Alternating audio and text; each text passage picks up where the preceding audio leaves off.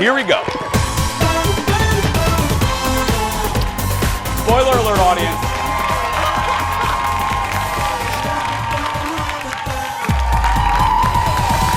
And good morning, everybody, and welcome to the old show. Happy Tuesday to you. It is Tuesday, I think.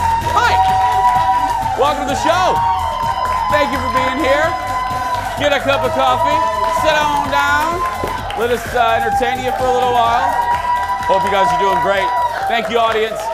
Welcome, welcome, welcome. Audience, save a little bit of that love. Please welcome my sister from another mister.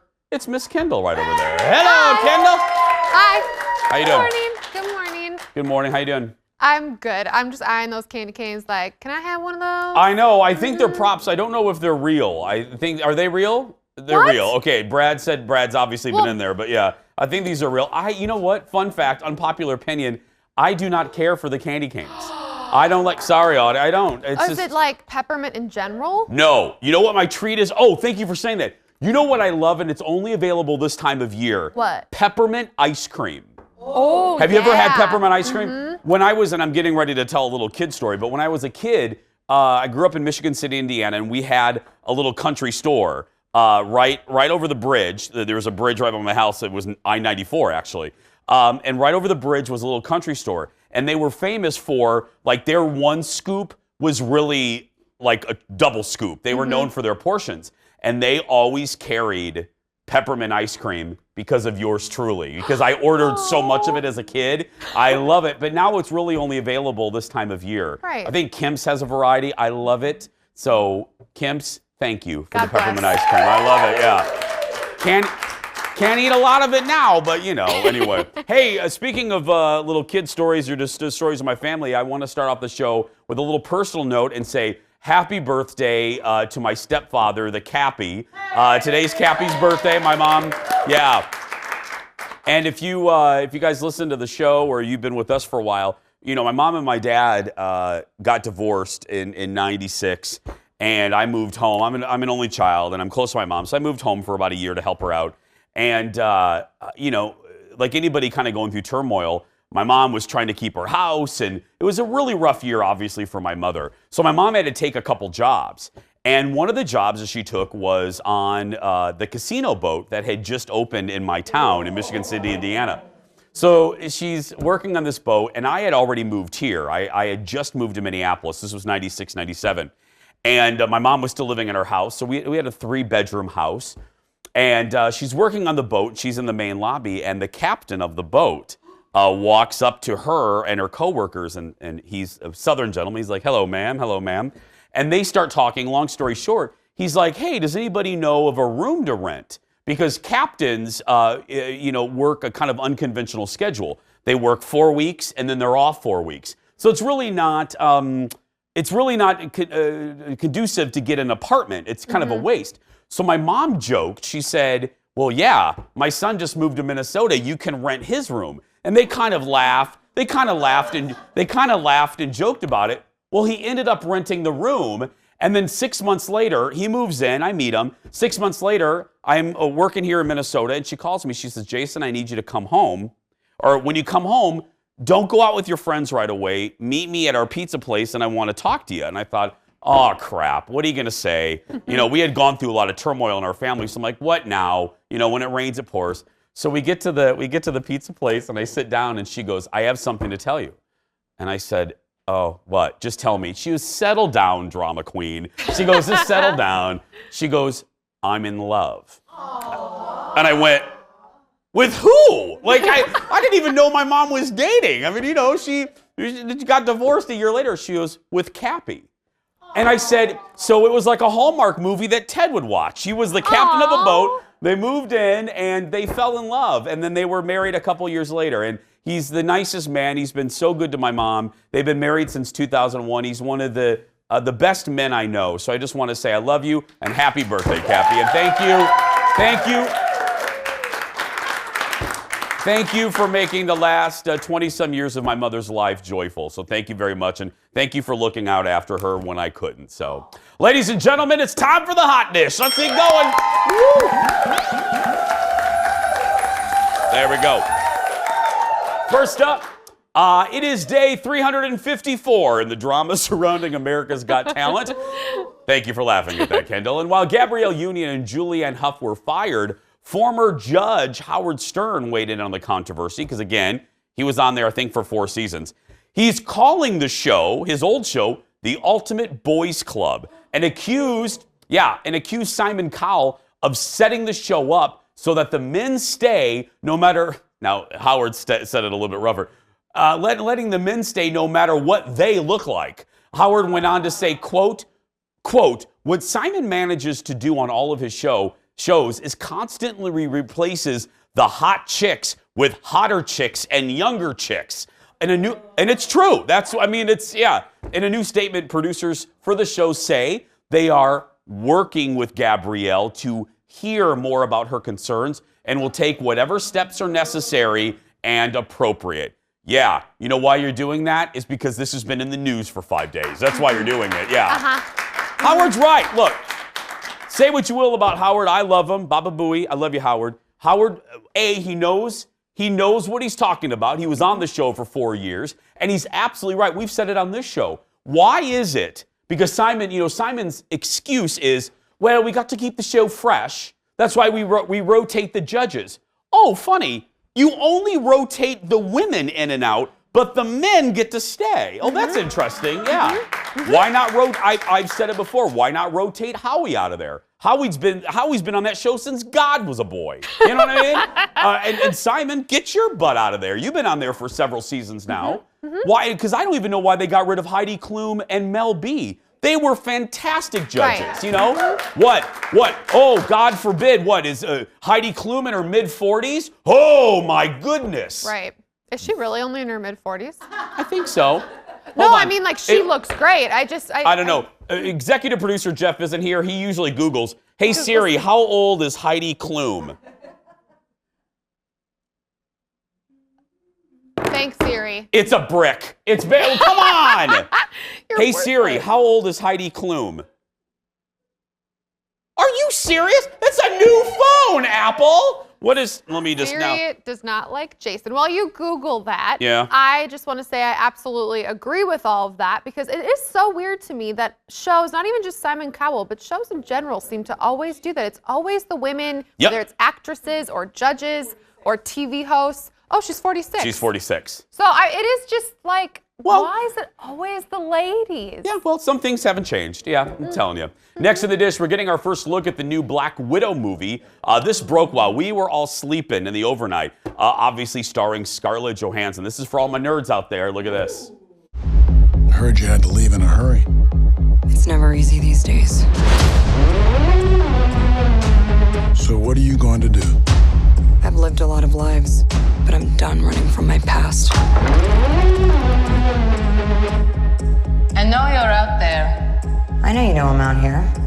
So we're gonna talk like grown-ups? Is that what we are?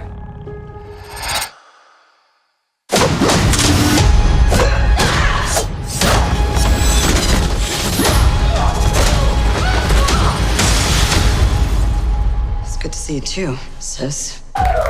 Don't mess with Black Widow. Marvel fans first learned of a Black Widow feature film over the summer when Disney made their big, hey, we're going to release 80 movies over the next 2 years. It's going to debut in May. Now, Kendall, will you please represent a big chunk of the audience? You're a little confused by this.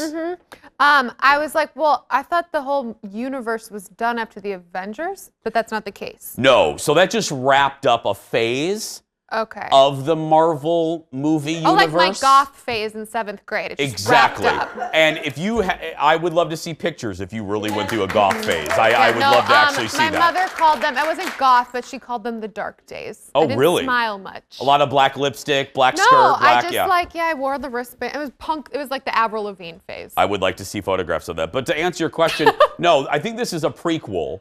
This is like the beginning of Black Widow, obviously, I think so. Oh, the origin stuff. Like an origin thing, yeah. Which is good. I love her. She's one of my favorites. Out of all of the heroes in that, if they're going to do an origin movie, this is a good one, and I love that cast. Yeah, so. I'm excited. I mean, that's how I greet my sister every time I see her. Exactly. But I don't think that's normal. So no, people it's all right, like yeah. it.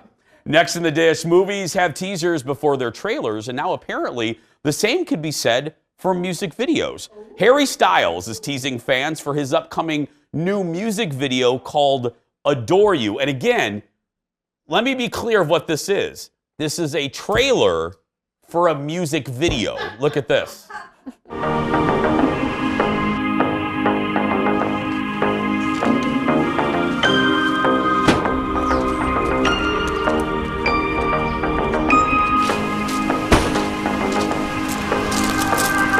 He had lost his smile, and without it, the world grew darker.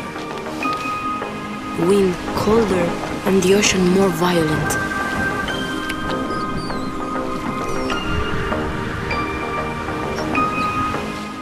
What is this? No, audience, don't even try. Don't even. You're very nice to try and clap. Save your clapping. No. The teaser is trending on YouTube with more than 1.5 million views. I love Harry Styles, but those people must be very bored. The music video will be released on Friday. This is ridiculous. The trailer, look, I love Harry Styles. He's my favorite One Directioner. But when the teaser is almost as long as the music video it's promoting, it is unnecessary, especially since it is Tuesday. Tuesday, Wednesday, Thursday, Friday. I think we can wait 4 days for the trailer. I mean, I'm going to be honest. I had zero interest in seeing this music video, but I watched the trailer, and now I'm like, I can watch that. So it worked. Don't look at me like that. I'm really disappointed in you right now. I'm very disappointed in you. There was this cute fish, and his smile was really okay. It's a totally. And by the way, that looks like one of those really awful Calvin Klein obsession commercials from the 90s. Thank you, audience. Yeah, obsession. And it's just a whole bunch of half-naked people whispering to each other. That's what that looked like. Yeah. Oh, Antonio Sabato Jr. like, it's obsession. Calvin Klein's obsession. That's all that was. Have you ever seen those? You were young. You were in the 90s. Come on. No, you were watching. You're watching DuckTales. Anyway, Oh. we're gonna take a break, everybody. We'll be back right after this.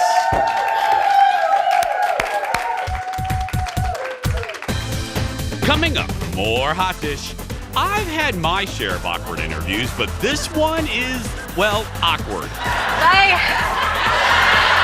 Watch what happens when Dakota Johnson calls out Ellen on her own show. Then, it is the show I can't stop telling y'all about. Castle Rock Season 2 on Hulu. Well, I am very excited because the stars of the show are joining me live, including Annie Wilkes herself, Lizzie Kaplan. And I love him so much. Garden Guy Dale K is back. Today, he's going to show you how to keep your Christmas tree beautiful and fresh. Stay right there. That's all coming up.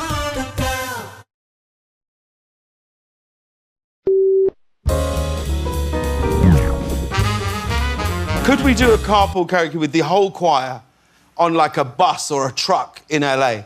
And I said, yeah, of course, that would be amazing. You know, that would be great, yay. And and he goes, cool, let's do it on Monday. Monday's not going to happen. That was on the Sunday. Monday's not going to happen. Wednesday. We're like, okay, this we can do. Great. We get permits, we do the thing, all the stuff. This is where he's brilliant. He just then goes, I want to do it on an aeroplane. And we go, okay. Great, yeah. But, you know, why not? Let's do it on a spaceship. That'd be great. And to his credit, he and his always team comes through in the end. Gets the plane. Even when I was driving there, I was on the phone to my dad, telling my dad what we were about to do. And my dad was like, this is incredible. And I was like, it could be. But I'm still, even as I walked onto the plane, I thought at some point someone's going to go, yeah, no, it's not going to happen today. We're going to do it tomorrow. Welcome back. That's James Corden on Jimmy. Talking about that epic air pool karaoke with Kanye West. Another part of that story, which I was shaking my head. And admittedly, I'm not the biggest Kanye fan. I'll just say that off the bat. Disclaimer. But this was, so you heard at the beginning of that, James talking about him canceling. That was like the third time that Kanye had canceled on James Corden. Now, let me just give you some perspective of why I did an eye roll with that. when they do carpool karaoke, like if you cancel on our show, like a show this size, it's about 2 people. It's me and photographer Eric, and it's fine. We go to Dairy Queen. We have a good day. It doesn't matter, okay? But when you cancel on a show, right, Eric, we go to Dairy Queen. Well, yeah, yeah. Dairy Queen. Or we go to that woman's house right there. Yes, anyway. But when you cancel on a network show, that's thousands of dollars, and that's probably 24 people that you're inconveniencing. James pulled up to Kanye's house. They were scheduled. James is in Kanye's driveway, and Kanye called him and said, I'm canceling. It's just so rude. It's like, so but you know, crazy. but people accept it because you're a big star. No, I think if you're a big star, there's big expectations. And it's not even big expectations. That's just common decency. Yeah. I feel like I'm going to pop a blood vessel, so I got to calm down. Anyway, James was in New York promoting his new film, Cats. Whatever, Aaron. James talked about how he transformed into a kitty. Look at this. Be honest, was this a nightmare to get into this hair and all of this stuff? No, you're not. This is all computer generated. So every single piece of fur is added by a computer. It's technology that's never, ever been used in a film before. I don't believe it. Is your beard real? This is real. That's real. Well, yeah. how am I supposed to know which is which? Well, is that really all computer generated? Everything. So when you shoot the film, all you have a computer sort of band around your head. You have dots all over your face. Sometimes there were like 50 people in a shot, all being cats, all just with dots all over them, and then everything's being beamed to 50 computers, and then they add all the fur, the ears, the tail, everything. It's quite extraordinary. It sounds... It's quite horrifying, actually. I'm gonna see it though. I'm gonna keep an open mind for Aaron Schwab. I am gonna see this. No, I'm gonna see it. I walked out of the show, but I'm gonna go see the movie because I love the cast. I mean, Dame Judi Dench as a Siamese cat. That's fantastic. You know what I mean? I love Can't that. go wrong. Can't go wrong. Those things are so weird when you see people. The motion. Like the background videos of those, like Gollum. Do you remember that? Yeah, and Lupita Nyong'o in Force Awakens had him all over. Yeah, as Maz. Cats, by the way, will debut later this month at a theater near you. Next on the dish. Okay. I used to say this all the time. Awkward turtle, awkward turtle. Dakota Johnson visited Ellen the other day. I had so many people talk to me about this, so I thought we better talk about it on the show. And she talked about her birthday party, because I guess Dakota's turning 30, and things... Now watch this. This isn't fake awkward. This is like real awkward. Look at this. Yeah. But I did invite you and you didn't come. So. This time you invited me? Yeah. Are you sure? Yeah. How do you know? I don't think so. Ask everybody. Ask Jonathan, your producer. Who said you were? I was he's invited? right there. Why didn't I go? I don't know. Was it? Oh yeah, I had that thing. It was probably in Malibu. That's too far for me to go to. Yeah. Yeah. It was. Yeah. No, I think I do remember I was invited. Thank you. You're welcome. No, but I really didn't remember that until just now. But Tig Notaro performed at your party? She did. She did a set? She did. It was a surprise. What did she do? A bunch of funny stuff. She's hilarious. She's my favorite comedian. Other than you. Wow. That's right. Bye, folks. Tip your servers. Eek. Dakota was on the show promoting her new film, Peanut Butter Falcon. Yeah, it's awkward. That's like that's real awkward right there. That whole interview was weird. So awkward. Yeah. And like, I mean, Ellen is so gracious. She kept asking her questions, and the answer would be like, "Oh yeah, I think so." Yeah, Dakota's an awkward interview to begin with. Awkward. Yeah. Next up, the holiday season is here, duh. And that means you may be seeing a lot of a particular plant, the poinsettia.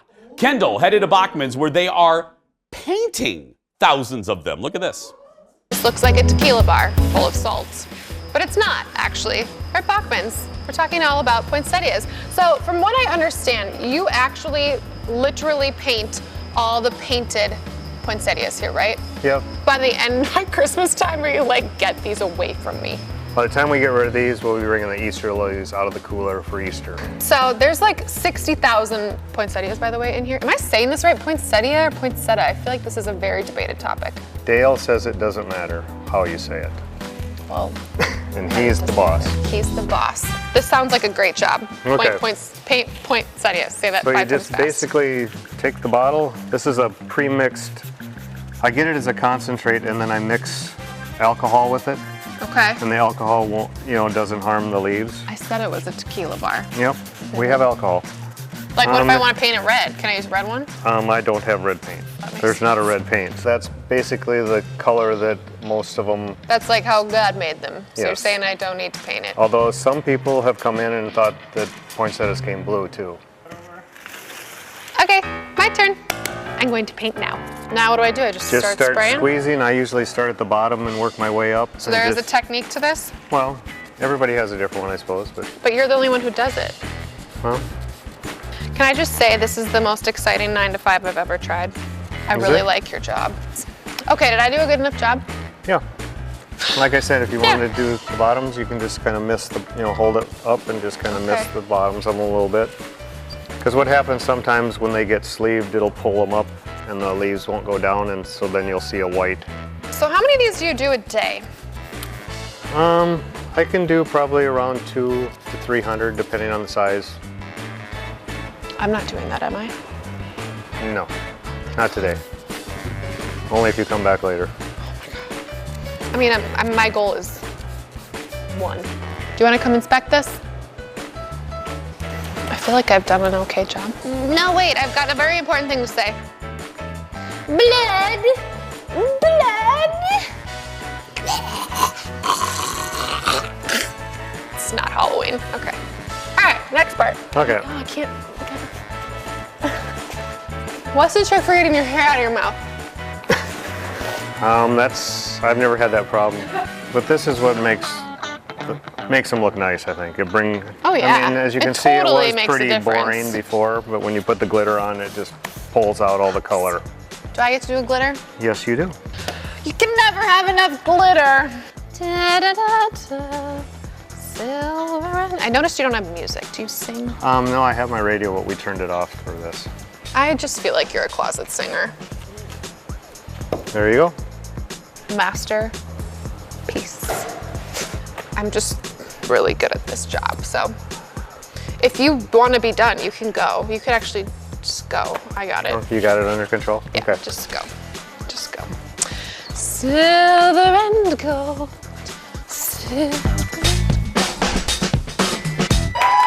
I love it. Kendall has the plant right over there. You managed to keep, oh no, that's the actual thing. You managed to keep it alive, actually. Well, there were 2. Oh, the one passed away? Well, I mean, she just felt like she'd worked really hard already, and she needed kind to of rest. like needed to rest in the garbage. That's beautiful, and I wouldn't expect it. I was like, really? We're gonna paint point? But that is actually really pretty. Thank you. I was like, this is a fun job. I like that. No, it was a fun job. I will say I could not do thousands of them. No. It would get That's old. why. But this is for you. It's the gayest poinsettia I could find. Well, thank you, and you know what? The most I really sparkly- appreciate it.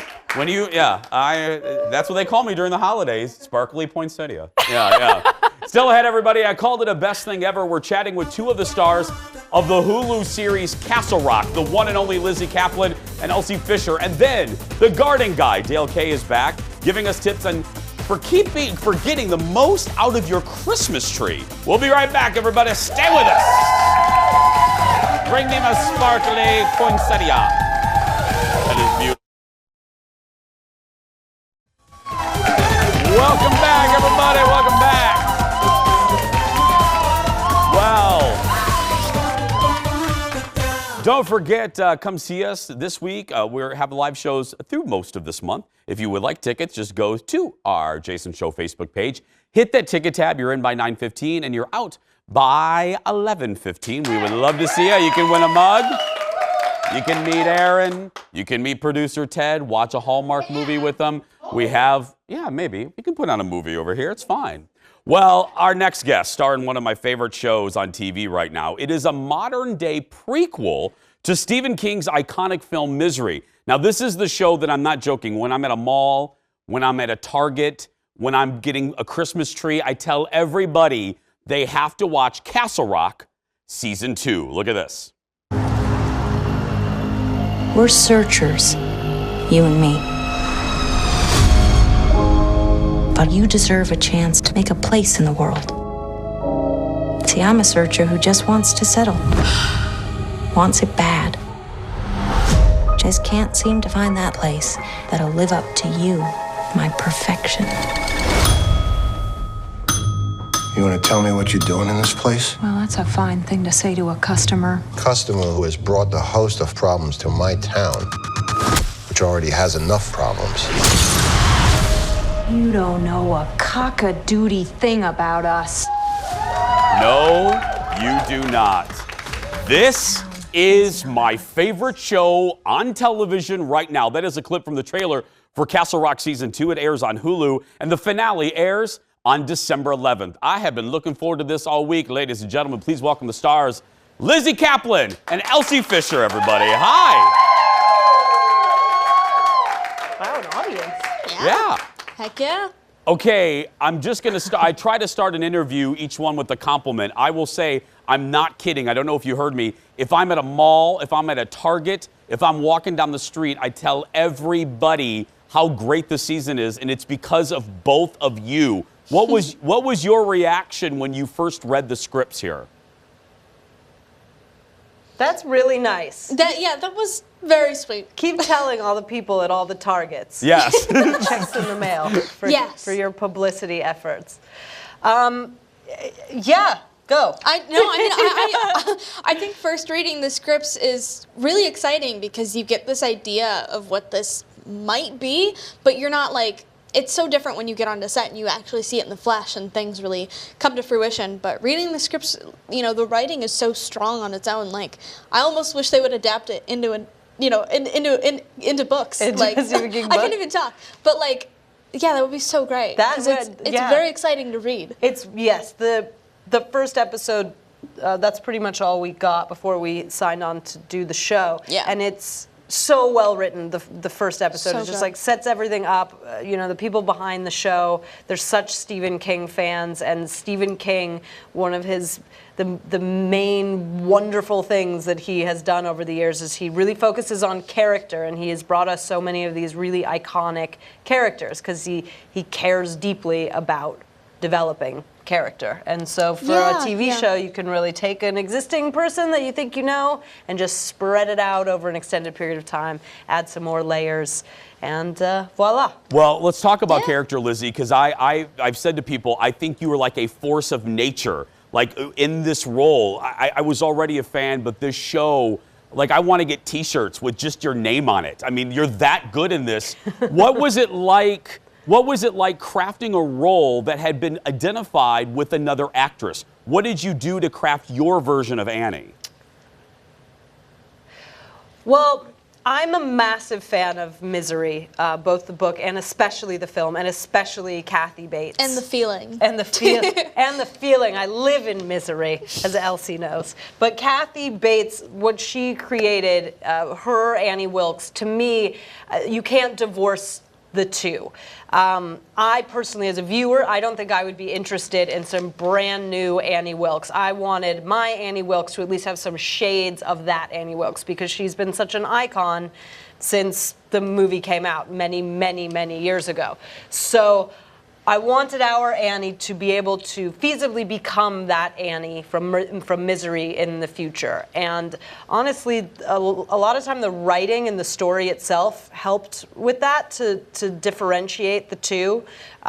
Mainly because our Annie Wilkes, she's got a daughter that she has to take care of. She has to work. She has to make money. She's self-medicating with all these pills. She is moving through the world, interacting with other people, whereas the Annie Wilkes in Misery, she's already been in a state of isolation for quite a while. So they're going to feel different, but hopefully our Annie could grow into that Annie. Well, and this is a story all about that. Well, it obviously worked because I saw this tweet. I know you did too. Kathy tweeted, Lizzy Caplan hits it out of the park. She is Annie Wilkes. That must have been forget the critics, that must have been the ultimate of compliments. That's exactly it. Nothing else matters. She sent me flowers. She tweeted that nice thing. I just sent her a Liberace record. I'm obsessed with her. It was all just about like, please don't have Kathy Bates hate me or be disappointed, and just let her think that this is fine and okay. And she's been wonderful and supportive, and she's a goddess. And yeah, she's everything. It's Kathy Bates. Well, she's iconic. And fully iconic. Fully. And Elsie, you are so good. You are so, like, we feel everything that you are feeling. What is it like playing you guys together, bring that magic? What is it like? Was that chemistry pretty instant when you walked on the set? Yeah, I mean, I think so. I think it's really special because Lizzie and I, get along very well in real life, thankfully. Thankfully. Yeah, because everyone knows I'm a huge diva. And so I am. Don't hang out with a lot of 16-year-olds. But this one makes me want to hang out with a lot more.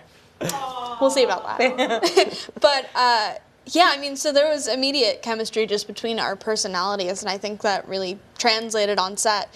Because even though our characters, don't always get along, I think there's, definitely a deep love between them because it's a mother and a daughter. It's like, how can you not? And they've lived this whole life before the show even starts. So, yeah, I mean, it feels like it should have been more difficult to get to that place, but it felt pretty natural once we were both there. And we also started shooting that. The first stuff we shot on the very first day was all the stuff in the beginning of the first episode where we're driving the car and singing, and so that can bond two people singing for 12 straight hours. Yeah. Oh my God. Oh, we love you, Carly Simon. Yeah. Well, we love you, Carly Simon. I'll end how I began. I watch a lot of TV because of the show. This is absolutely, without a doubt, top 3 of the year. And again, it's because of you two. Continued success. Thank you, guys. Thank you so much. Keep telling people. Oh, believe me, at Target, I will. The season finale of Castle Rock Season 2 is next Wednesday. I mean it. It is so good. I like Season 1. It's all right. This knocks it out of the park. It really does. Still ahead, we're doing a little throwback. Game time when we return. Back after this. Woo!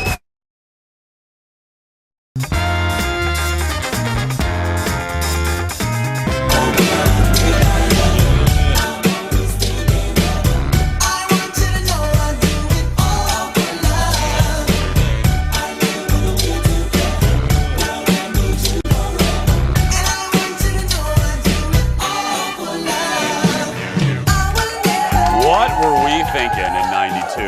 A little Tuesday throwback for you. That's Color Me Bad with one of the biggest songs of the year, 1992, All for Love. Well, welcome back. There is a reason that we're playing that song. 1992 was also the year that the first text message was sent. It happened on this day, December 3rd, 27 years ago. The message said, Merry Christmas. And that leads to today's game time. Here we go, everybody. It's very funny that happened in 92, and it was many, many years before it actually became when everyone did it. We're jumping into the Jason Show time machine for a round of 1992 trivia. Here's how it's going to work. I'm going to ask you a series of questions about pop culture in 1992, and the player with the most points wins. Playing today, ladies and gentlemen, to my left, say hello to Sharon. To my right, say hello to Linda, everybody. Okay, hands above buzzers. I will say this, as Aaron told you, but no one ever listens in 5 years, and that's totally okay. These are multiple choice questions, so please do not buzz in until I list all 3 multiple choices. Again, no one ever listens to that, and that's totally fine. Okay, so here we go. Here's question number 1. Who was the inspiration for animators behind the Disney movie Aladdin? Was it Tom Cruise, Mel Gibson, or Brad Pitt? Sharon. Brad Pitt. No. Over to you, Tom Cruise or Mel Gibson? Tom Cruise. You are right. Tom Cruise. They wanted Aladdin to have like a swimmer's build, like a volleyball player build. Yeah. I know way too much about Aladdin. Okay, here we go. MTV aired The First Real World in 1992. Where did that take place? Chicago, LA, New York. Linda. New York. You are right. New York City. Yes, New York City. Here we go. Hands above buzzers. Sharon and Linda, next question. Mark Wahlberg hit it big in music in 1992. What was Marky Mark's backup group called? The Funky Bunch, the Funny Bunch, the Bunny Ranch. Sharon. The Funky Bunch. The Funky Bunch is right. That's right. And I love that Sharon knew that. I don't know why. Okay, here we go. Hands above buzzers. Sharon and Linda, here we go. Which Jackson 5 song did Mariah Carey cover in 1992, earning a giant #1 hit? Oh, ABC, I need to give you the choices. ABC, I Want You Back, or I'll Be There. Linda? That was Sharon. Or Sharon, I'm sorry. I'll be there. Let's see, do we have it?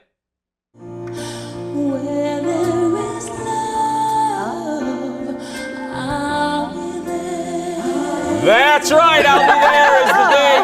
And that's it. That's the game. They both won, everybody. They're both going.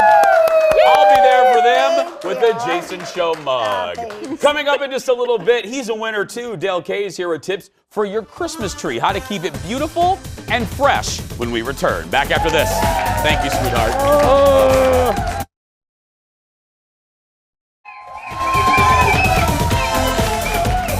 Love the ladies today. Welcome back. Welcome back. It's time to start searching for your Christmas tree, but how do you know which one is the right one? How do you pick it? And how then do you keep it looking and really being fresh? Here to help us out, the Christmas elf of, well, our station, Garden Guy Dale K, everybody. Hello. I can't wait for, I can't wait for people to see what you have wrapped around your leg. I have questions about that. But, okay, take it away. What do we do? This is a big question, though, because you're paying premium dollars for a beauty like this, and then the darn thing dies like 2 days later. Right, well, let's be clear. It is technically dead, right? So when we cut it down, it's dead. So it's really how to prolong the life of that tree. You're right, so it is dead. So there are some steps that we can take to do that. And for many of us, actually between Thanksgiving and that first week of December is, for millions of Americans, is when you go out and either cut your own tree down or to go to your favorite Christmas tree lot and get that perfect tree. So what to look for? Well, number one, the tree of course is the most important. And you want to make sure that you firstly look for a fir tree because they retain their needles the best. So we have a Fraser fir behind us. The other one would be a balsam fir. Both of those two are the ticket for needle retention. You're such a model. I'm petting the tree and no needles are falling off. I'm aggressively petting the tree. The Fraser fir is really the Cadillac of needle retention. That's why it's so popular, and it has fragrance, and it has a lot of good strong branching for heavier ornaments. So that's why That's the Mercedes-Benz right there? There you go. That's right. The next thing you want to do is make sure you put a fresh cut on the tree, 1 to 2 inches or thereabouts, so you get your saw and you take 2 inches off the bottom. Okay. That way, the cambium layer, which is where all the liquid kind of uptakes, that is how the tree drinks water. It's a euphemism, but it drinks water through that cambium layer. So that's why you want to put that fresh cut. That's very key. May I ask a personal question? Yes. Do you go out into the forest and cut your own tree, or do you? What? So I mean, he's the garden guy. I can see him Clark Griswolding himself out there. Each family has their own tradition, right? In Australia, we have these ruddy, nutty little radiata pines, not that fun. I've actually done both. For convenience, I go out to the lot and do a North Carolina Fraser fir tree. And North Carolina, up in the Appalachian Mountains, that is where they're native to. That is where the freshest, the best Fraser firs are. So I always look for a North Carolina Fraser fir. That's just That's just my personal preference. Of course, then the stand is key, but before I even get it in the stand, make sure and we want to get it in water right away. So once we've taken that 2 inches off, you want to make sure the tree gets in water right away. So if you're going out to cut that tree, make sure you have your bucket handy, or don't diddle-daddle at the mall, just get it, kind of straight into water. I did actually wonder about that. Like, don't run errands. Make that be your last errand. Get it in.